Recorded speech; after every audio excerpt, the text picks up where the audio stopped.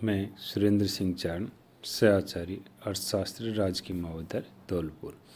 आज का जो टॉपिक है वह विभेदात्मक एकाधिकारी कि एक एकाधिकारी है कि किस प्रकार से कीमत विभेद कर सकता है, किस प्रकार से अलग अलग जो उपभोक्ता है उससे अलग अलग कीमतें वसूल करता है। तो बाजार में एकाधिकारी वस्तु का एकमात्र उत्पादक या विक्रेता होने से अपनी वस्तु की भिन्न भिन्न व्यक्तियों से अथवा भिन्न भिन्न स्थानों पर भिन्न भिन्न मूल्य ले सकता है, क्योंकि वो अकेला विक्रेता है, बेचने वाला है, तो अपनी मर्जी से कीमतें वसूल करता है। अतः एकाधिकारी द्वारा एक ही प्रकार की वस्तु के लिए विभिन्न प्रकार के ग्राहकों से भिन्न भिन्न कीमतें वसूल करने की क्रिया को ही मूल्य विभेद या विभेदात्मक एकाधिकारी कहा जाता है। जैसे डॉक्टर द्वारा धनी और गरीब मरीजों से अलग अलग फीस लेना। जैसे क्या होता है कि एक डॉक्टर है जिसने इस तरीके की व्यवस्थाएं कर रखी है, मुझे कहीं जानकारी में आया कि 2 या 3 लाइन लगा रखी है। एक लाइन में दे रखा है कि 500 रुपये फीस चेक करने की, दूसरे में दे रखा है 350 रुपये फीस, एक लाइन में दे रखा है 200 रुपये फीस।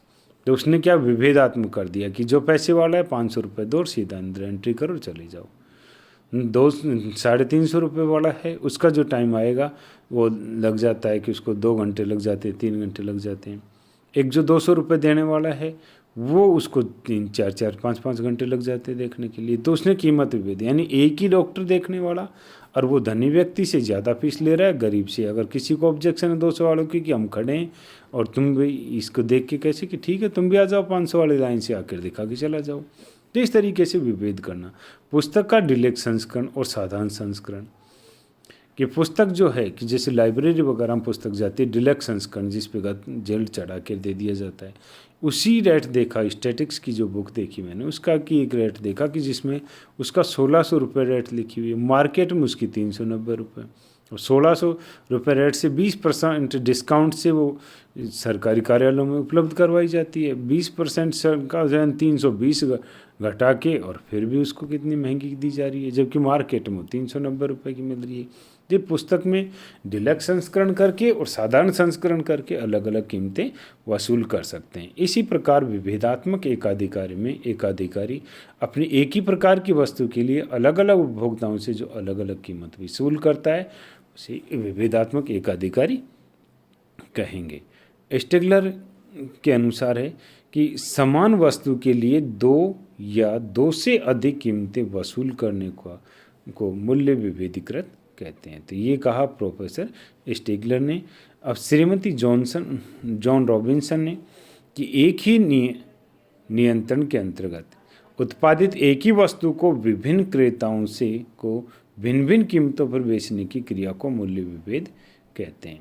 अब मूल्य विभेद कब संभव है, इसकी दशाएं या शर्तें कि मूल्य विभेद करने वाली फर्म एकाधिकारी फर्म होनी चाहिए।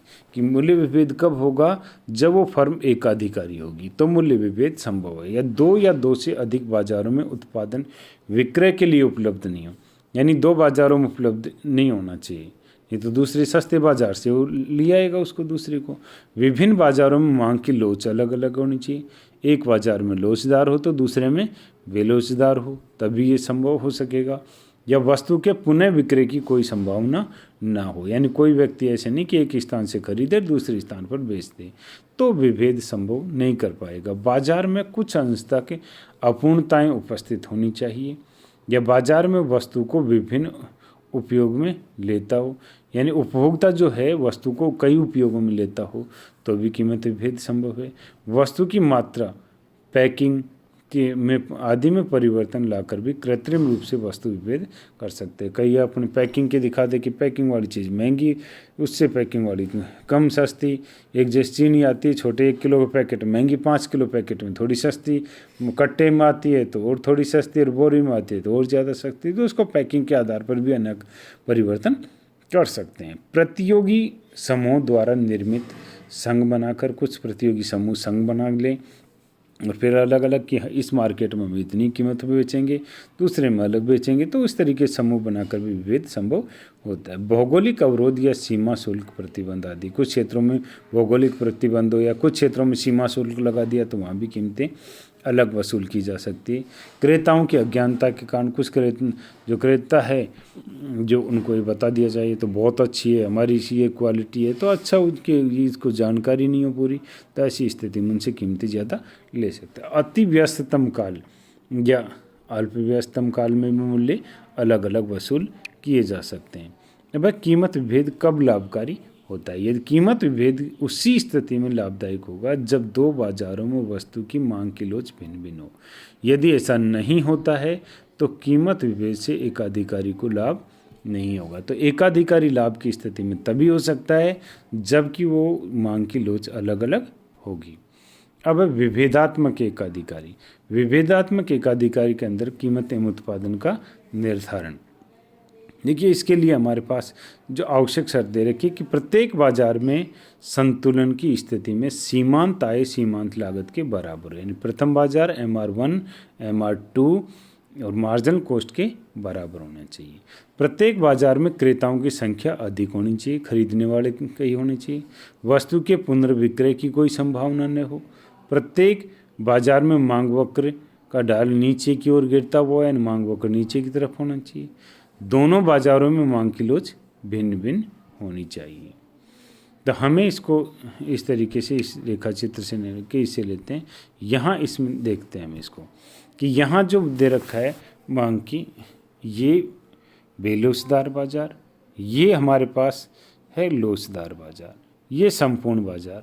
अब यहाँ इसका मांग की लोच एक ही कीमत पर ये MR संतुलन मार्जिन कॉस्ट मार्जिन रेवेन्यू के बराबर हो गया।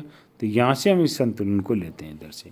अब यहाँ कीमतें जो निर्धारित हुई इस कीमतें, तो यहाँ कीमतें क्या होगी? देखिए, ये बेलोचदार बाजार है, इसमें कीमतें ज़्यादा रख रहा है, उत्पादन कम बेच रहा है। ये लोचदार बाजार है, यहाँ कीमतें कम रख रहा है और उत्पादन ज़्यादा बेच रहा है। तो उपभोक्ता क्या, जो उत्पादक क्या करेगा कि बेलोचदार बाजार से वो ज़्यादा कीमतें वसूल करता है, कम उत्पादन बेचता है। लोचदार बाजार में कम कीमत वसूल करेगा और ज़्यादा उत्पादन बेचेगा। इसलिए दोनों बाज़ारों में अलग अलग कीमतें वसूल कर सकता है, दोनों बाज़ारों में से। तो यहाँ जो संतुलन की स्थिति होगी कि यहाँ हमारे पास इस बिंदु पर होगी T पर, तो यहाँ ये मार्केट में OQ उत्पादन कर रहा है, OQ कर रहा है, यहाँ OQ2 कर रहा है। इन दोनों का टोटल करके OQ1 OQ2 is equal to OQ।